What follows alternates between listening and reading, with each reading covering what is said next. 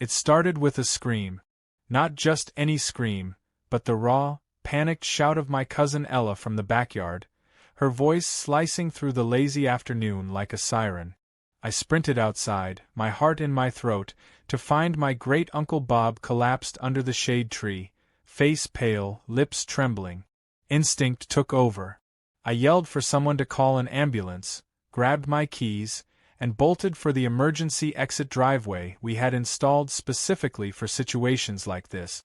Except when I rounded the corner, I froze.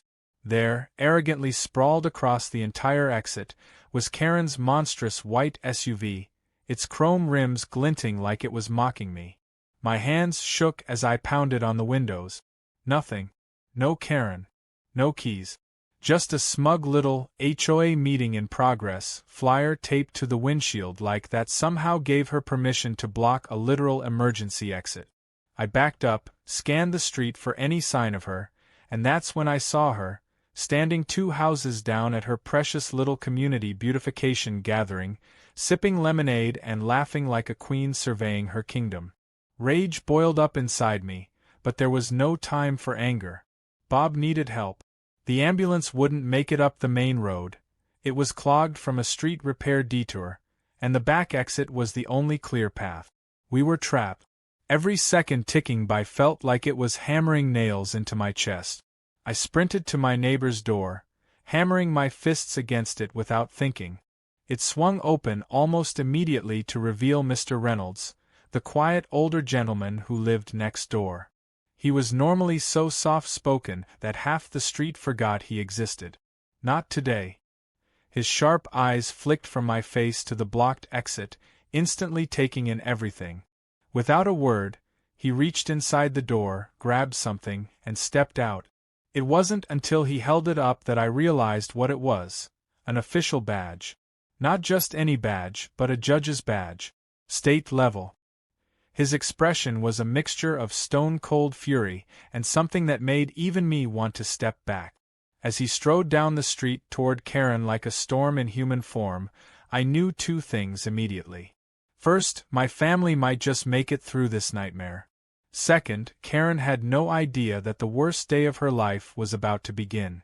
Everything after that felt like a hurricane ripping through what had been a picture-perfect Sunday. The paramedics managed to find a gap through the street mess, but it took precious extra minutes, and they had to maneuver around Karen's SUV with surgical precision while Bob's life hung in the balance. I couldn't even bring myself to look Karen in the eye as she finally wandered over, arms crossed, feigning confusion. She had the nerve to say it wasn't a big deal. She said, and I quote, "It's just a parking spot. He can wait a minute." It was a miracle I didn't physically launch myself at her right then. Instead, I watched as Mr. Reynolds calmly introduced himself, listed his title, and explained, in chillingly polite terms, the federal and state laws she had just violated. Karen's smugness faltered for a moment, but she rallied with the classic entitled defense: blame everyone else. She pointed at me, at the paramedics, even at Uncle Bob, claiming that it wasn't her fault because, nobody told her, the driveway was important. Her voice rose, hysterical, shrill enough to make dogs 3 streets over bark. Even then, she might have slithered away with a slap on the wrist if she had just apologized. But no. Karen doubled down, insisting loudly that as an HOA board member, she had the authority to use any property for community purposes. That was when Judge Reynolds made another phone call.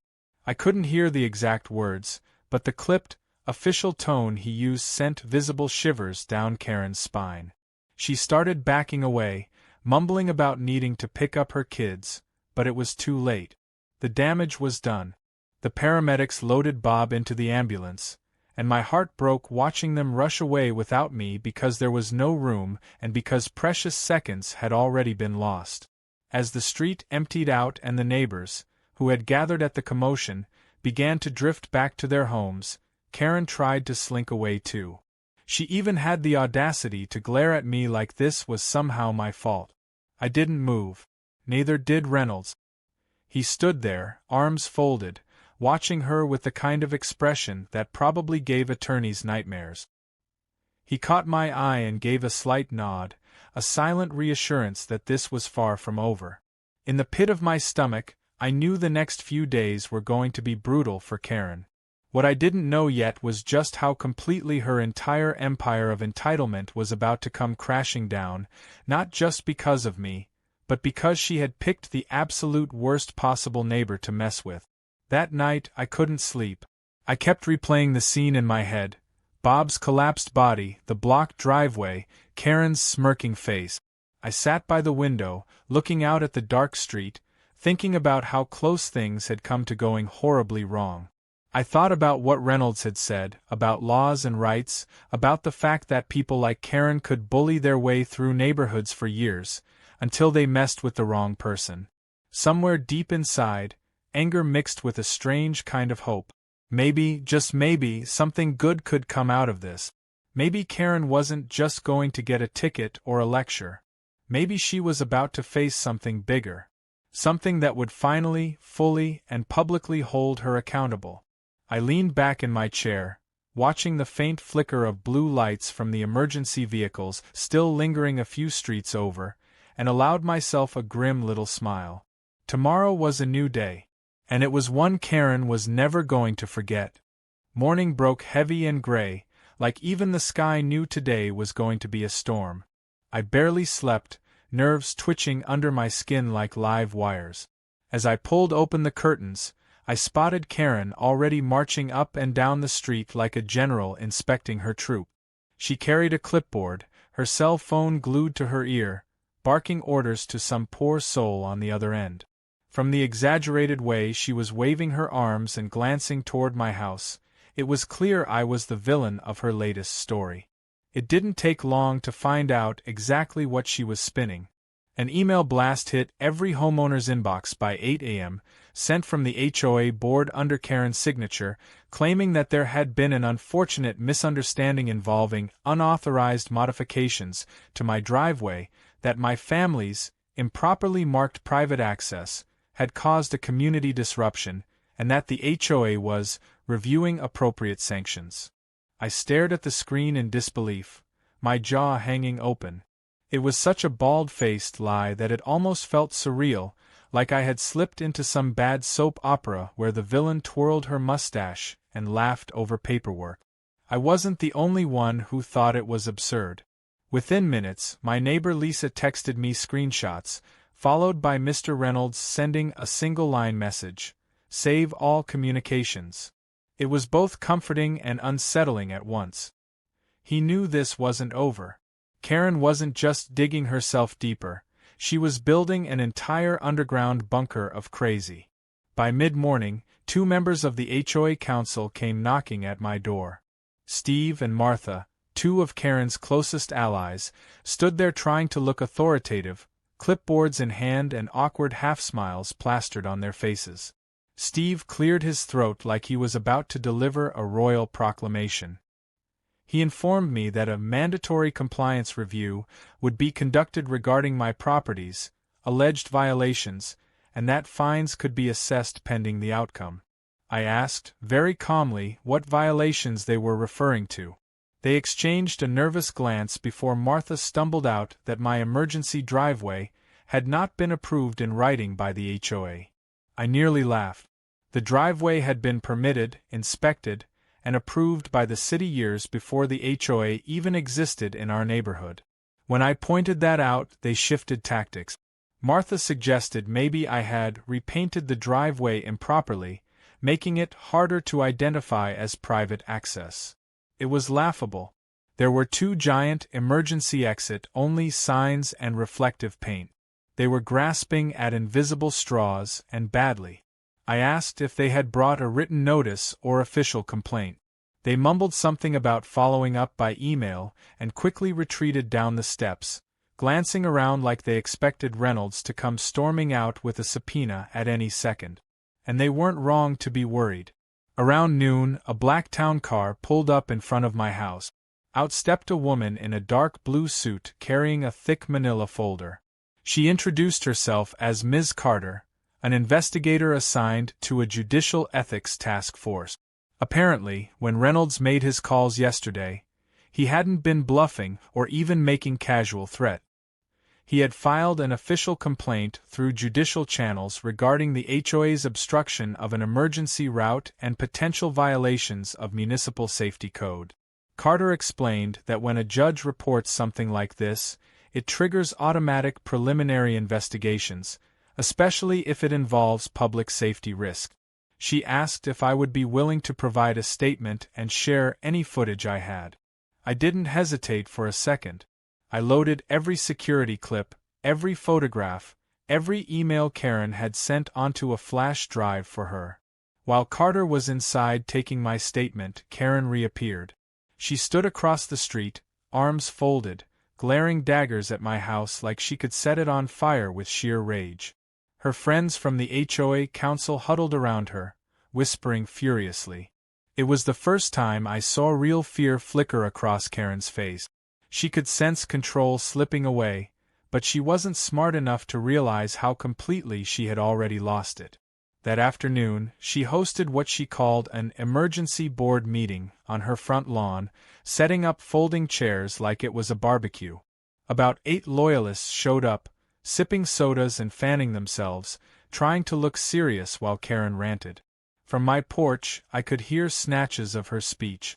She blamed everything on me, on the judge next door, on unfair persecution, even on the toxic culture of personal attacks against hard-working HOA volunteers. It was a spectacle. I half expected her to start handing out pitchforks and torches. Then things took a turn from ridiculous to insane. Karen announced to her little gathering that she was filing a counter-complaint against me for reckless endangerment of the community by spreading false panic about an emergency. It was so backward that for a second, I genuinely wondered if I had hallucinated it. But no, she had the audacity to blame me for the chaos she caused by blocking the exit. The handful of neighbors who had been curious enough to gather around looked horrified. Some of them started backing away, realizing the sheer level of delusion they were witnessing. Karen mistook their horror for support and barreled forward, promising to take this all the way to the mayor if necessary. It was the kind of blind confidence only the truly oblivious could muster. As evening approached, there was a strange, tense quiet across the neighborhood. People were whispering, watching from behind curtains. Karen's little crew disbanded one by one, their faith crumbling faster than her legal standing. I sat on my porch with a cold drink, watching the last rays of sun dip behind the houses, when Mr. Reynolds came over. He didn't say much. He didn't have to. He just handed me a single sheet of paper, neatly folded, and gave a small nod. I unfolded it and felt a jolt shoot through me. It was an official letter from the county clerk's office notifying Karen and the HOA board that they were being subpoenaed for an administrative hearing regarding code violations, endangerment, and abuse of community authority. Hearing date, next week. I looked up to thank him, but Reynolds was already walking back toward his house, calm and silent like always. Meanwhile, across the street, Karen stood frozen on her porch, reading a similar letter she must have just received. Her mouth moved, forming words I couldn't hear, but her expression said it all. Panic, fear, confusion. She had thought this was just another little HOA squabble she could bully her way through. She had no idea that she had triggered a legal avalanche, and now it was coming straight for her, faster than she could run.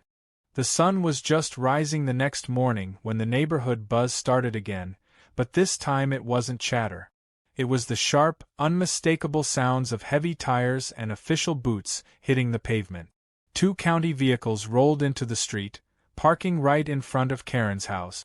Men and women in uniform, wearing badges that gleamed under the early light, stepped out carrying clipboards and cameras. They moved efficiently, ignoring Karen who came sprinting out of her front door waving her arms frantically. She shouted about harassment, about privacy rights, about how this was all a giant mistake, but they didn't even flinch.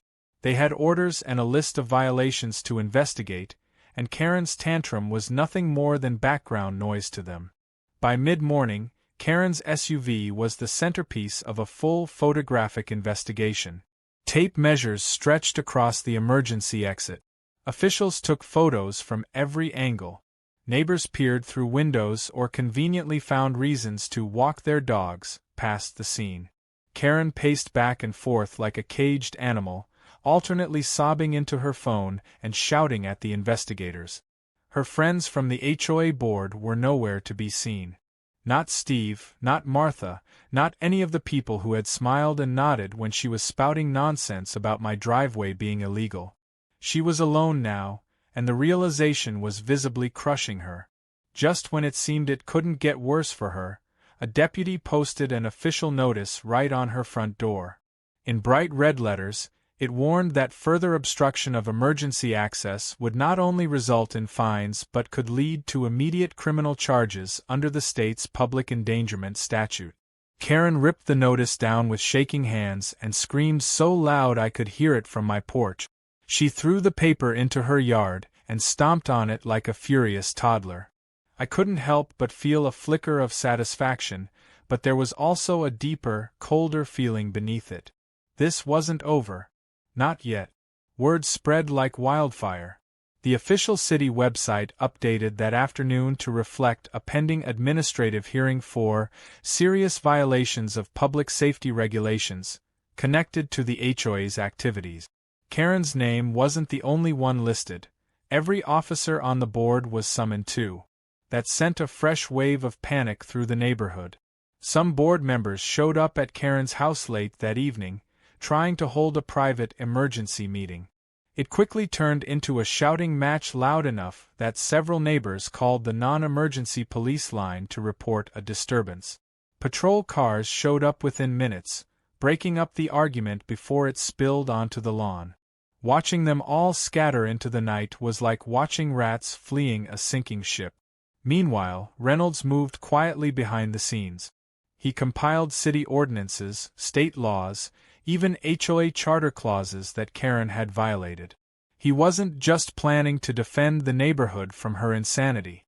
He was preparing to dismantle the entire corrupt operation she had built. Late that night, he sat at my kitchen table sipping coffee as we went over the emergency exit document. Every permit, every inspection, every sign authorization was meticulously filed and time-stamped. Karen couldn't touch it. She had no legal ground to stand on. Reynolds smiled, a small, grim smile that made me realize just how dangerous he could be when properly motivated. He wasn't just protecting me.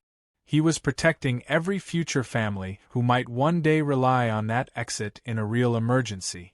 When the official subpoenas were delivered the next morning, it felt like the final nail in the coffin. Karen stood frozen in her doorway as the process server handed her the papers. No theatrics now. No shouting. No bravado. Just a stunned silence, like the realization had finally punched through her wall of denial. She sat down on her porch steps, staring at the documents as if they might rewrite themselves if she just wished hard enough. But there was no escape. She was facing personal liability. She was facing HOA charter violations. And she was facing very public humiliation. It was later that same day when something unexpected happened. Martha, one of Karen's most loyal allies, knocked on my door. She looked exhausted, wringing her hands like a woman confessing to a crime. She apologized. She actually apologized. She admitted that Karen had pressured and bullied the board into backing her schemes for years, threatening fines, blacklisting members, even making up fake rule violations against anyone who crossed her. Martha explained that the HOA's original documents had clear protections for emergency access, but Karen had simply decided those didn't apply to her. Hearing it laid out like that, hearing the fear and regret in Martha's voice, made me realize just how deep Karen's rot had gone. Martha begged me to share the documentation Reynolds had compiled with other neighbors. She said many people didn't even know they had the right to resist the HOA's bullying.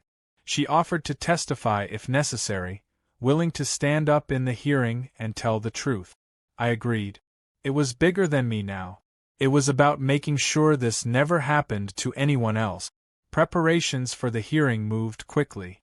Reynolds coordinated quietly with city attorneys and administrative officials.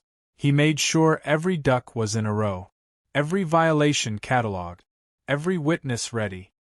He even arranged for a paramedic from the ambulance that struggled to reach Bob that day to testify about the danger of a blocked exit. It wasn't just about catching Karen in a lie. It was about proving, beyond any doubt, that what she had done had real consequences, that her ego had endangered lives. As the hearing day approached, you could feel the tension tightening over the neighborhood like a rope. Karen still tried to play Queen Bee, but her little kingdom had crumbled. No one returned her calls. Her friends avoided her. Flyers for her so-called community improvement projects were torn down within hours of being posted. She had become a pariah overnight. Yet, in classic Karen fashion, she still clung to the delusion that she could win, that she could talk her way out of it, that somehow, if she just yelled loud enough, everyone would forget what she had done. The night before the hearing, I found myself standing at the emergency exit, the sight of it all. The driveway was quiet under the streetlights, the reflective emergency signs shining clean and clear. For the first time in days, I let myself breathe easy. Tomorrow it would all come out. Tomorrow the lies would be laid bare. Tomorrow, Karen would finally face something she could not argue, bully, or charm her way through. Justice was coming. And it was coming fast.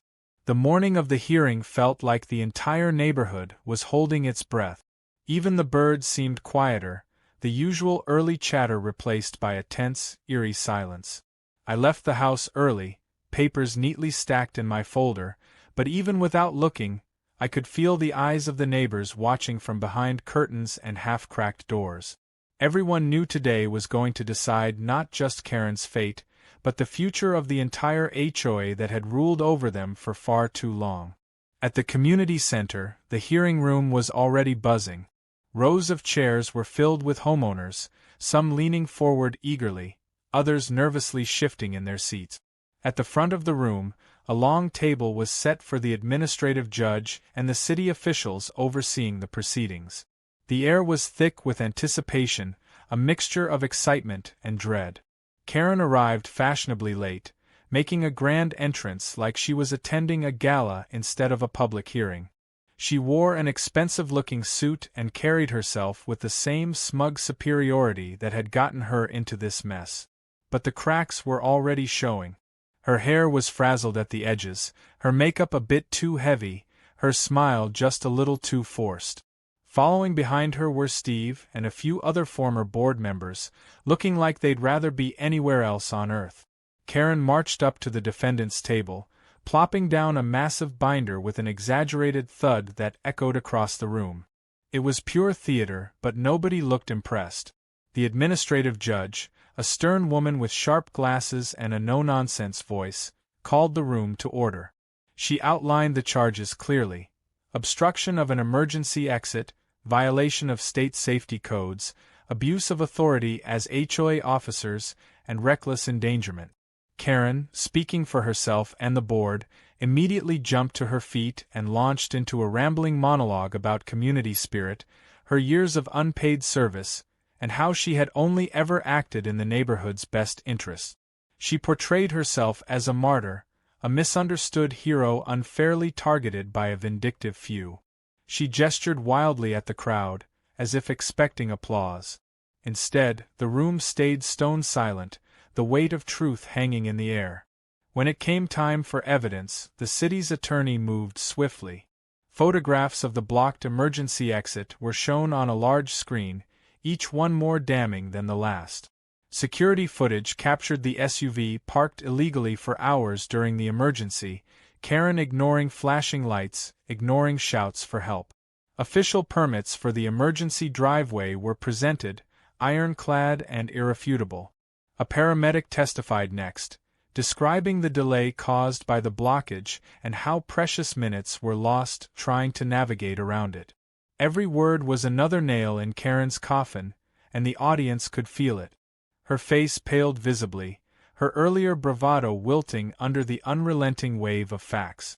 When it was my turn, I stepped up to the microphone and told the story as plainly and calmly as I could.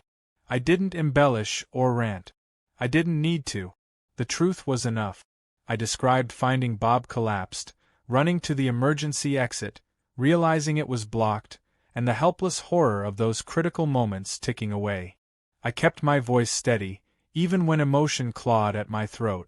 The administrative judge nodded thoughtfully, her pen scratching notes across her legal pad.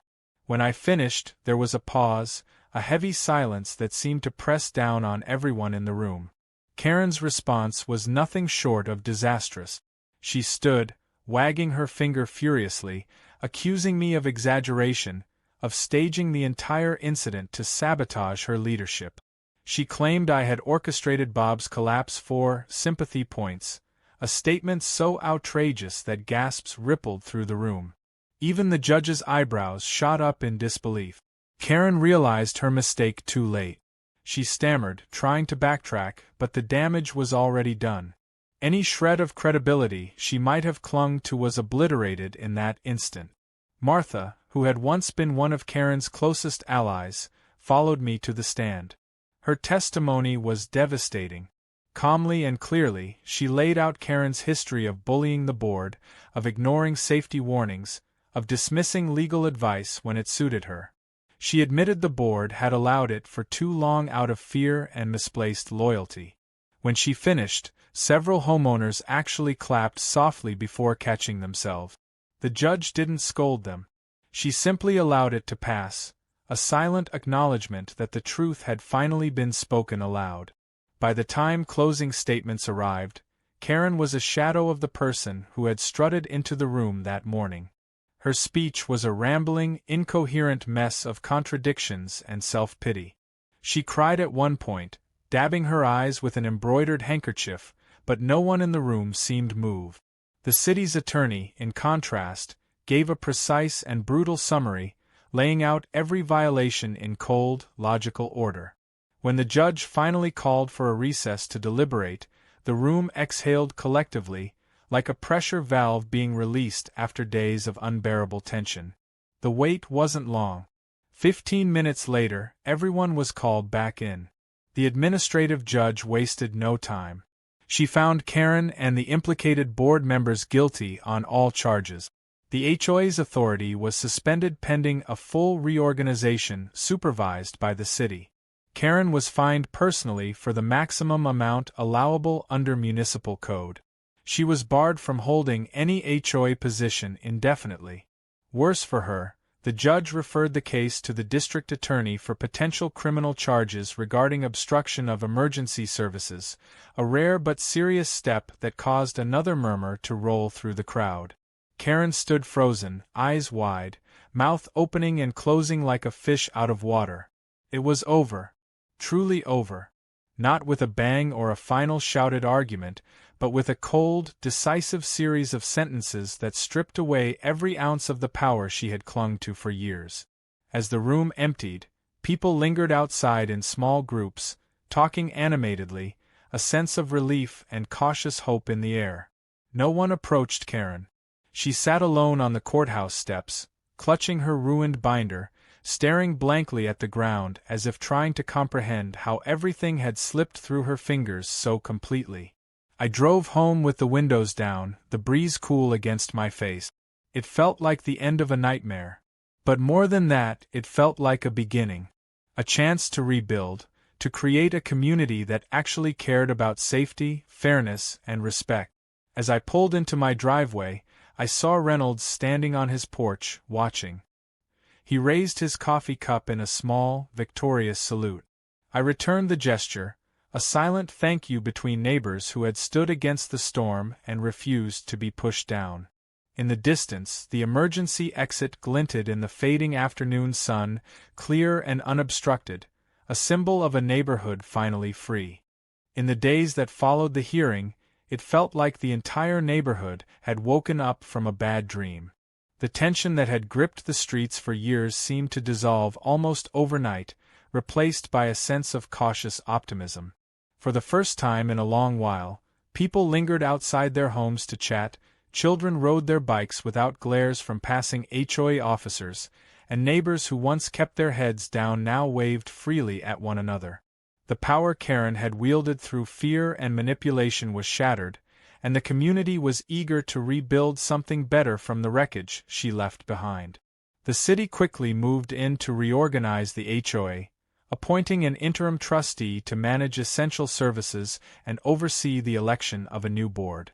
There was talk of dissolving the HOA altogether, but most agreed that what we needed wasn't the absence of rules.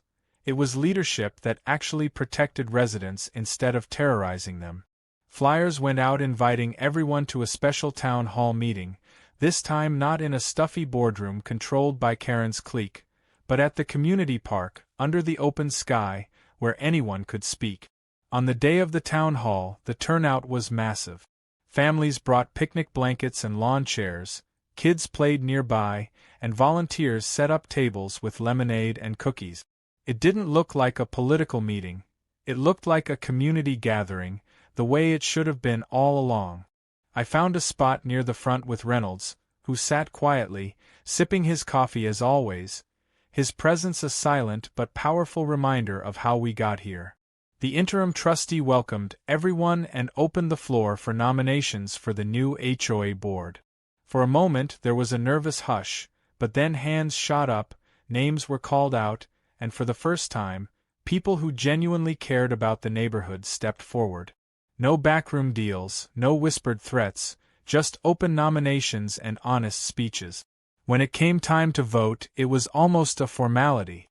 Lisa, the neighbor who had sent me the screenshots of Karen's emails that started unraveling her lies, was elected president by a landslide. 2 younger parents with kids were voted onto the board, along with a retired firefighter who promised to prioritize safety over politics. It was a clean sweep, a complete turnover from the old regime. As the meeting wrapped up and the sun began to set, Lisa took the microphone one last time to make a special announcement. She thanked the residents for their courage, for standing up, and then called me to the front. I tried to decline, but the crowd wouldn't have it. I stood awkwardly while Lisa and the new board presented me with a small plaque that read, "For outstanding service to our community." It was simple but heartfelt, and it meant more to me than I could put into words. Afterward, Reynolds clapped me on the shoulder and handed me a folded piece of paper. I opened it to find a hand-drawn map of the emergency exit and a small note that simply said, "Guard what matters." It was his way of saying congratulations, but also a reminder that vigilance was the price of keeping our hard-won peace. As the crowd began to disperse, a few of the neighbors approached me to talk, to share their stories about Karen's bullying tactics, about the fines and threats they had endured. It was heartbreaking to hear, but it also felt healing. We weren't just individuals anymore. We were a neighborhood again. Meanwhile, Karen's fall from grace was swift and brutal. Word spread that she had listed her house for sale within a week of the hearing. No one really knew if she was leaving voluntarily or under pressure from pending legal action, but nobody seemed particularly sad to see the moving trucks arrive. On the morning she left, a few of us watched from our porches as she loaded the last of her furniture into a battered rental truck. She didn't look at anyone. She kept her head down, avoiding eye contact, her former arrogance replaced by a hollow, defeated posture. It was a quiet, pitiful end to the reign of a woman who had once treated the neighborhood like her personal fiefdom. With Karen gone, small improvements started popping up everywhere. The park got cleaned up. The community garden, which Karen had once tried to shut down for unauthorized vegetable growing, flourished with new volunteers. Emergency exits, including mine, were freshly marked and fitted with better signage. The new board even organized a block party to celebrate the neighborhood's new beginning. It was simple but joyful, filled with laughter and music, and for once there were no fines, no inspections, no harassment, just neighbors enjoying being neighbors. One evening, a few weeks later, I found myself standing by the emergency exit again, looking at the spot where everything had nearly gone so wrong. Someone had placed a new sign there, sturdier and larger than the old one. It read, community safety first, emergency access only. It was a small thing, but to me it felt monumental. It represented everything we had fought for, everything we had reclaimed. As I stood there, watching the sunset cast golden light across the sign, Reynolds joined me. He didn't say anything, just nodded once, a simple gesture filled with meaning. We had come through the fire and emerged stronger. A few days later, a package arrived at my door. It was from Bob's family. Inside was a beautifully carved wooden plaque with the words, "Thank you for saving lives," etched into it. Beneath that, a smaller line, "A community's heart beats strongest when its people stand together." I hung it in my living room, where everyone who visited could see it. Every time I looked at it, it reminded me that standing up, even when it's hard, even when it feels like you're the only one shouting into the wind, matters. Changes things. It saves things. As summer turned to fall, life settled into a peaceful rhythm. New families moved into the neighborhood, old residents came out of their shells, and a genuine sense of trust blossomed where suspicion and fear had once ruled. It wasn't perfect, of course. No community ever is. But it was ours again. And if Karen or anyone like her ever tried to tear it down, they would find a neighborhood ready to stand together, stronger than ever, unwilling to ever let fear and arrogance dictate their lives again. We had learned our lesson the hard way, but we had learned it well. Some battles you don't choose, but when they come, you fight not just for yourself, but for everyone around you. And when you win, the victory tastes sweeter than anything you could have imagined.